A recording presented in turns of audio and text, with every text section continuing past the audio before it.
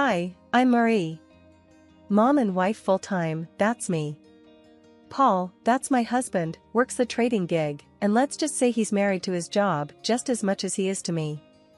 Used to scribble down thoughts on books, reading between and beyond the lines, but these days I'm more about reading bedtime stories to our boy, Jack.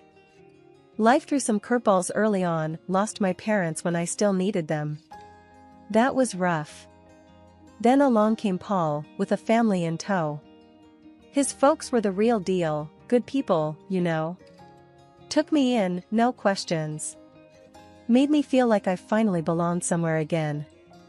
Been with Paul for years now, since those college days when love seemed to be enough to fill any void. We settled into a rhythm, he at work and me taking care of everything else. But man, did that rhythm skip and stumble when Jack came into the picture. Paul changed, or maybe this was always him, just waiting for a reason to surface. He'd come home on a Friday night with a few too many drinks in him, loose-lipped and surly. "You gotta start shedding that weight, Marie," he'd snipe after slipping off his tie. "You barely fit in those jeans anymore." I'd be lying if I said it didn't hurt, but I told myself to brush it off, toughen up, maybe he'd cool down by morning. But mornings just brought hangovers and silence until the next round. The house became this place where I tiptoed, trying not to set Paul off. Jack, little trooper, he could feel it too, sticking close, watching his old man with wide, careful eyes. One particularly rough Friday, Paul came home and made a beeline for the fridge, crack open a cold one. I was on the floor with Jack, blocks scattered around. "Another day in paradise, huh?" Paul sneered, leaning against the counter. I forced a smile. Just the usual, you know, chasing after this little tornado. I ruffled Jack's hair, but my heart wasn't in it. Paul tossed his head back, downing half the bottle. "Maybe put some of that energy into a workout routine, eh?" I bit my tongue, counting to 10 in my head. "I'll look into it," was all I managed, shuffling Jack into his pile of toys, anything to escape the cutting edge in Paul's tone. But the weight wasn't just on my hips, it was on my chest, heavy, making it hard to breathe. I didn't know who I was in Paul's eyes anymore. I had finally shaken off those last stubborn pounds. It felt good, kind of. But Paul, well, he had a talent for finding flaws. My sweats and baggy tees were the new target. "Jesus, Marie, you dress like you're living at the gym. When was the last time you dressed up? Remember how you used to look?" There he was, leaning on the doorframe with that look that said everything his words didn't. I glanced down at my stretched-out mom life tee and yoga pants. "This is just practical, Paul. You want me all dolled up to do laundry and wrangle our son?" One corner of his mouth curled up like he had just made a successful trade. "I dunno, how about looking good for your husband? That used to matter." I sighed, rolling my eyes. "Well, unless my husband starts taking meetings at the playground or the grocery store, I think I'll stick with practical." He shook his head, chuckling without humor. "You used to care, Marie." His voice trailed off as he wandered back toward the living room, his disapproval hanging in the air like a bad smell. Then there was Jack, our boy, trying to navigate the shaky terrain between us. I was teaching him please and thank you, thinking manners mattered. Paul caught a bit of our lesson one afternoon and scoffed. "Look at you, teaching him to be Mr. Manners. You want him to get trampled on?" "Manners are important, Paul. It's about respect," I said, trying to keep my voice even. "Respect is earned, not politeness policed," he shot back. "He needs to toughen up, not be some yes, please pushover." Then the whole freeloader thing started. One night, Paul came home, tie askew, looking like he had won and lost the same fight. "Nice day?" he asked, sarcasm heavy as he glanced around what I'd come to see as our minefield of a home. I put down Jack's toy and braced for what was coming. "Just the same, dealing with tantrums and spills. How was work?" Paul's laugh was short and sharp. "Work? Oh, it was just dandy, supporting a parasite." My cheeks burned. "Excuse me?" My voice was a little too loud. Jack's eyes flitted from me to Paul, sensing the shift. A parasite, Marie. I work, you play house, he said, each word pointed and heavy. That's the thanks I get? I am raising our child, Paul. Your child. That's work. That's vital, I said, my voice rising now, too. Jack started fussing then, picking up on the tension. I swept him up into my arms, trying to shield him from the fallout. Paul had a knack for knowing when he'd pushed too far, and his next words were more measured. Marie, I go out there and deal with sharks all day. Come home, and what? I don't know, something different. I can't be your one-man show, Paul, I said softly, trying to defuse the bomb that our marriage had become. I'm here, juggling a million things for us, for Jack. We looked at each other then, really looked, and I wondered if he saw the plea in my eyes. The help me, back me up, be with me that I felt screaming inside. But he turned away, the finality of his silence telling me that no, he didn't see. He didn't want to. One day, the disrespect boiled over. Jack scrunched up his little face and called me a name, a real zinger. He got it from Paul. You're just a lazy bum, he had hurled at me, his tiny voice bitter and angry. I felt like I'd been slapped.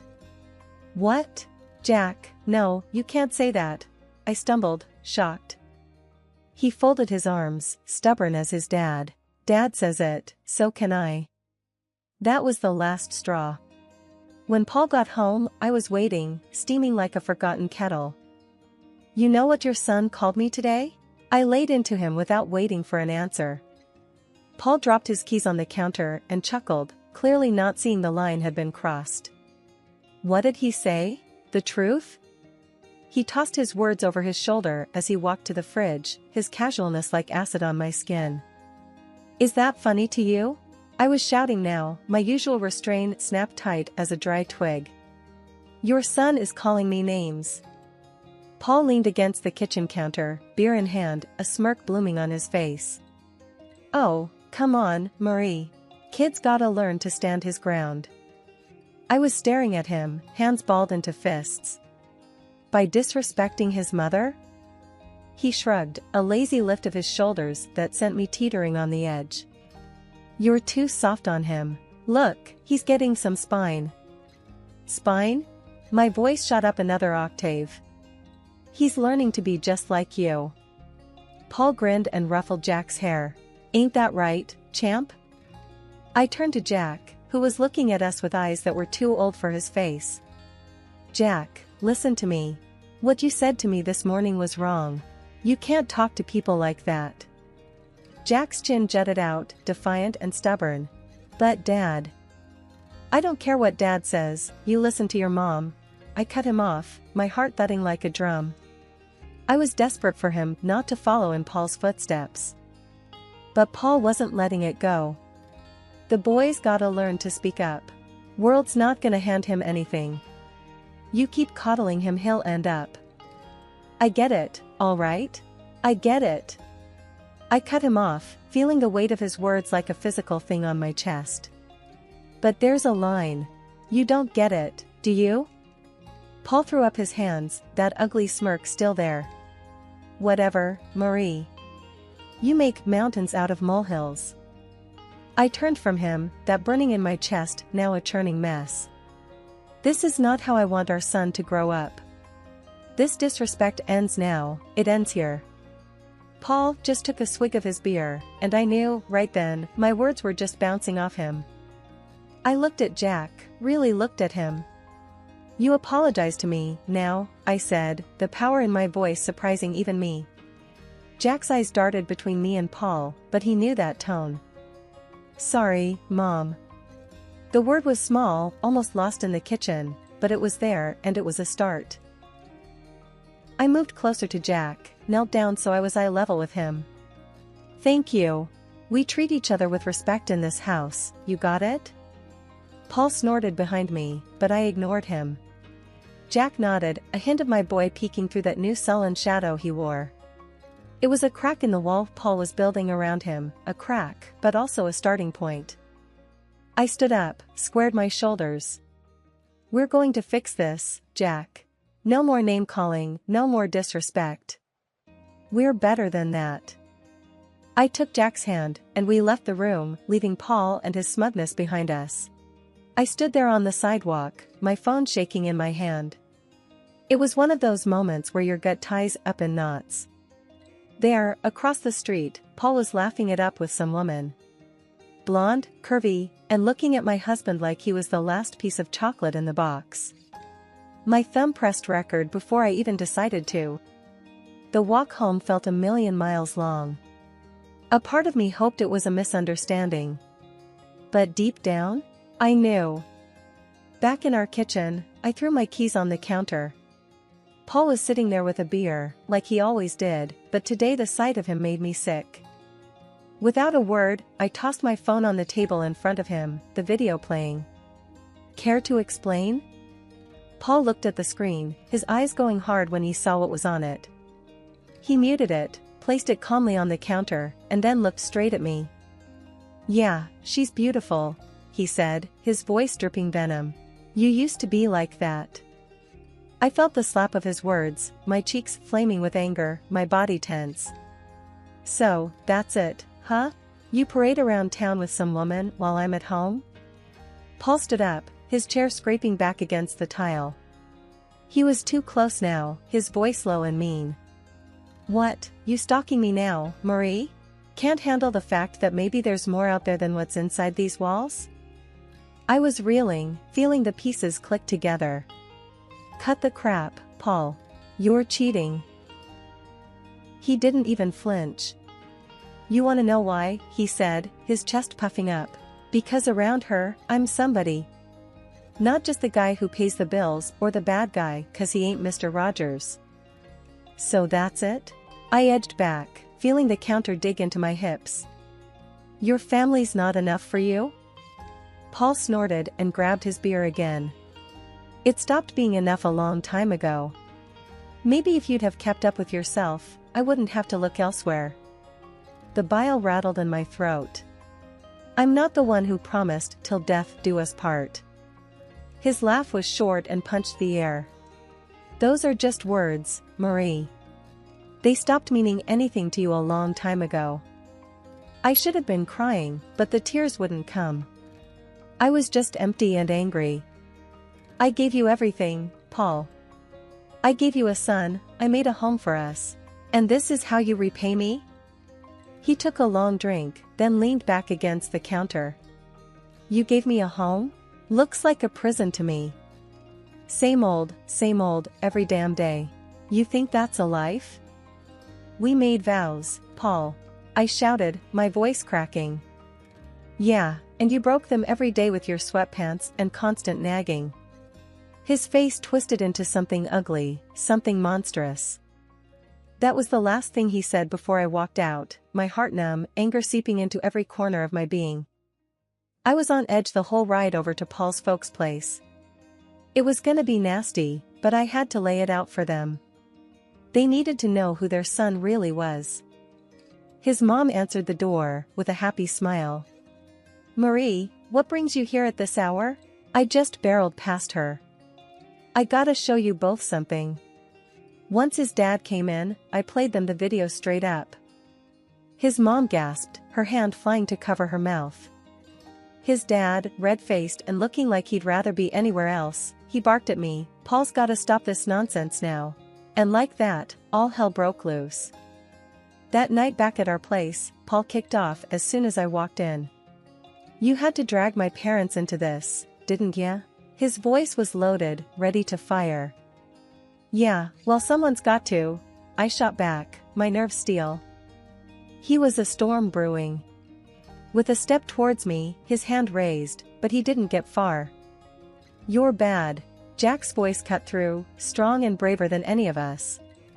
Paul stopped stone cold.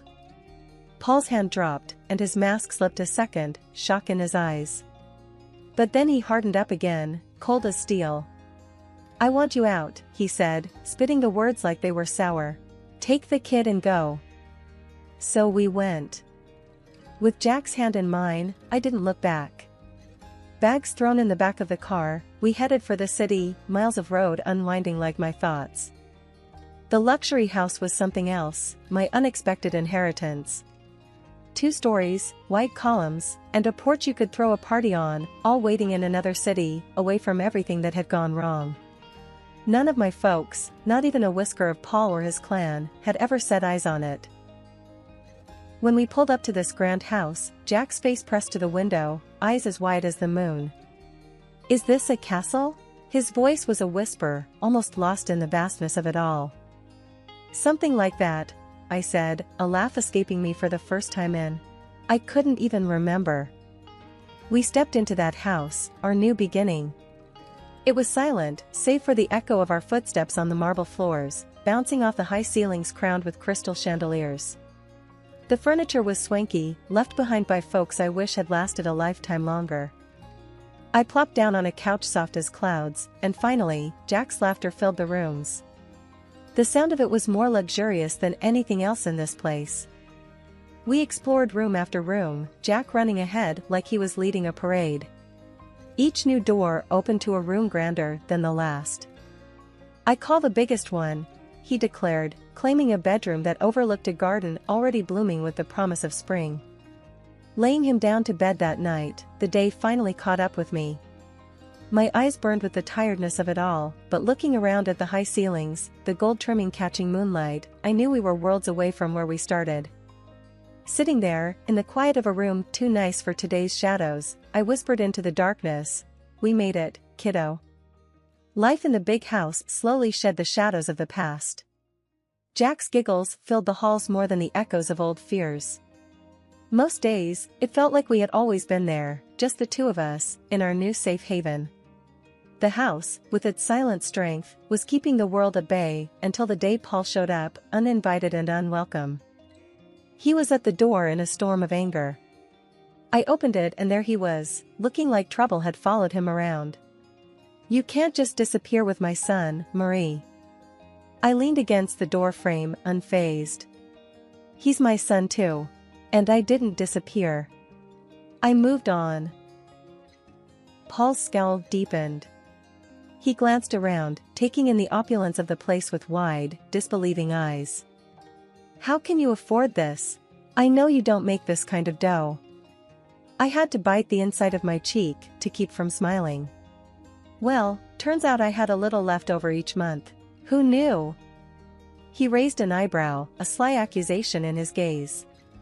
"And I'm struggling to cover rent for that old place by myself. It's damn near impossible now that they jacked up the price." I shook my head. He always was good at playing the martyr. "That's not my problem anymore, Paul. I've been using my own savings to cover the gap in the rent for years. Savings that, thank God, I don't need to bleed dry for that house anymore." The greed in his eyes flared up like wildfire. "What, and you're living here in luxury while I—" "Stop right there," I cut in. "This isn't your concern. This," I motioned to the grand house behind me, "is mine. Mine and Jack's." Paul took a step forward, but I didn't back down. "Look, I came here to fix things. I'm saying I forgive you for all this, sneaking around." His audacity almost knocked the wind out of me, but I had a little surprise that would put the brakes on his charade. From behind the door, I pulled out the divorce papers and slapped them into his chest. "And here's what I'm saying. We're done." He looked as if I'd slapped him with a physical hand, his face twisting through confusion, rage, and then settling on calculating desperation. "You can't do this. What about Jack?" I stood taller, my resolve like iron. "I'm doing it for Jack. He doesn't need this chaos you bring. Sign the papers, Paul. It's over." He glanced from the papers to me, then back again, his posture deflating slightly. "You'll regret this. You can't make it alone." "That's where you're wrong." I smiled, not from humor but from a deep-seated confidence. "I'm already making it. And without you, we're doing more than just fine. We're thriving." With a shake of his head, Paul looked like he wanted to say more, but he didn't. Instead, he turned on his heel and strode away, clutching the papers like they were a snake that could bite. Once he was gone, the house seemed to exhale with me. I closed the door gently, turning back to the life I had fought so hard for. Life had a way of tossing stuff at you, hard and fast. It was Thursday, the kind of day that should have been easy, but it wasn't. We shirked dinner for a bit, setting up ramps out of old books and watching the Lego car stupidly do flips and land upside down. Jack's laugh was infectious, the sort that wiped clean the worry lines off my face. His enthusiasm was a reminder that amid all the crap, there was still good, simple, unadulterated good. Then it came, a banging on the door that made my stomach drop and my face lose all its motherly warmth. Paul had a knack for bad timing and worse entrances. I pulled the door open and there he was, looking like he'd just come from a bar fight or lost a bet. "Paul, what's up?" He scowled, that usual look he gets when he thinks the world owes him. "So, this the high life? You playing house with my Jack while I'm scraping pennies just to get by?" Jack peeked from behind me, a knight in Lego armor. "Hey, screw off, Paul. Don't talk to my mom like that." Paul's face turned a nice shade of tomato. "The hell? You let him talk like that?" I stood there, hands on hips. "He's expressing himself. Something I should have done with you a long time ago."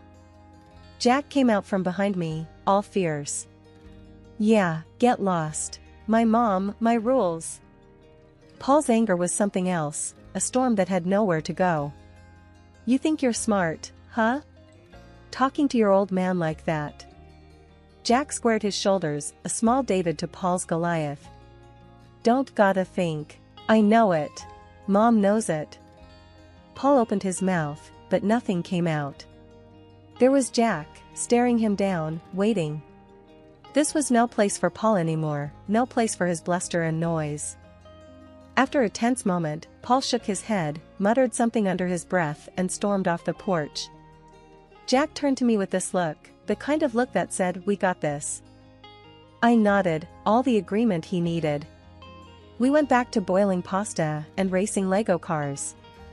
That's how we do it, simple, nothing fancy. We just keep on. I was gabbing on the phone with Miss Dottie, Paul's mom, who was more my family than is now. "Honey, you just holler if there's anything you need, 'kay?" Her voice was always a warm blanket over the line. "We're all good, Miss Dottie. Really, couldn't be better," I assured her, twisting the cord around my finger. She hummed a pleased note. "Just makes my heart full to hear that. Keep on keeping on, you hear?" Frank, her husband, yelled from somewhere behind her. "Tell her that any time she wants to send over some of that lemon meringue, we won't complain." A genuine laugh burst out of me. "Expect a pie on your doorstep soon, Frank." Exchanging a few more pleasantries, we hung up. I shook my head. If someone had told me last year I'd be mining gold from the wreckage of my married life, I would have laughed in their face. Jack pulled on my sleeve, waving his drawing like a five-star general. "Look, Mom. This is our house." I looked down. His scribbles had heart. A big square house and two stick figures, a little one and a tall one, with sloppy grins and a lopsided sun shining down. The swing I'd put up for him stood out in green and brown strokes. "That's us, right?" A dumb question, really, but it made him nod with pride. "And I'm gonna sell my art, make us rich." There was serious conviction behind his toothy smile. "If you do, you're buying me that fancy coffee I've been eyeing?" I nudged him with a wink. He nodded, his expression all business. "Only the best for my mom." And just like that, the knot in my chest loosened a bit more. Sundays were like that, full of little miracles. The thing was, life had done a real number on us, but it was looking up. Paul got slammed by the door he let hit him on his way out. The fancy house he rented to impress his mistress? Turned out to be a couple of sizes too big for his wallet. Now he was cooped up in a tiny apartment, the kind of place his pride wouldn't have let him consider a year ago. And the mistress? She hightailed it the minute his pockets turned up empty and his promises hollow. But that was a tale for some other time. Right now was about Jack and me, and the park we were marching to, hand in hand. We stepped out, and the door clicked shut, a soft full stop to one chapter before immediately kicking off the next. Jack tugged me towards the park, his excitement bubbling over. I didn't glance back at our home, no need. Ahead was everything that mattered, me and my boy, parts of a world that kept on spinning, even when you felt like you'd fallen off.